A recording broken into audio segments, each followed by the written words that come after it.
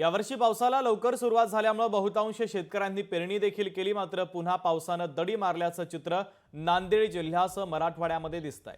कर्ज काढून पेरणी केलेल्या शेतकऱ्यांवर पुन्हा एकदा आर्थिक संकट ओढावलंय आणि याच संदर्भात शेतकऱ्यांसोबत संवाद साधलाय आमचे प्रतिनिधी कमलाकर बिरादार यांनी। पाहुयात या शेतकऱ्यांची व्यथा।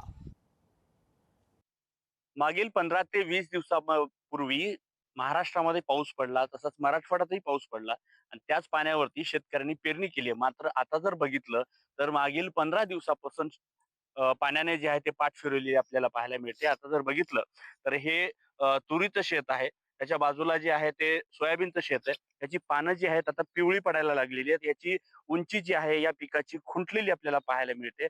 आता जर 2 दिवसात पाणी नाही पडलं तर हे पीक पूर्णतः नष्ट होण्याची शक्यता आपल्याला पाहायला मिळते। आपल्यासोबत महिला शेतकरी आहेत। आजीबाई, काय सांगाल तुम्ही? आता निंदणी करताय आणि हे पीक जे आहे ते पिवळं का पडलं? काय करावं आता, थोडस पाणी पडलं, वल झाली म्हणून आम्ही पेरणी केली। आता नंतर पाणी एवढं आखडून बसले की धानाची वाढ खुतून बसली। काय करायचं शेतकऱ्यानं? डबल पीक पेरण्यात येते का शेतकऱ्याला? डबल डबल शेतकऱ्याची नुकसान आहे का? सरकार हे कर्जमाफी करतो, कर्जमाफी नाही, पुन्हा काही आश्वासन द्यायला तर खोटं खोटं।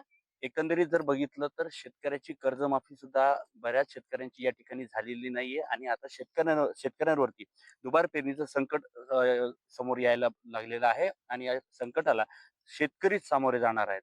यावरती शासनानं कुठली तरी ठोस पावलं उचलणं गरजेचं आहे। कमलाकर बिरादार, लोकशाही मराठी, नांदेड। लोकशाही मराठी ऐका, पहा, जागरूक रहा।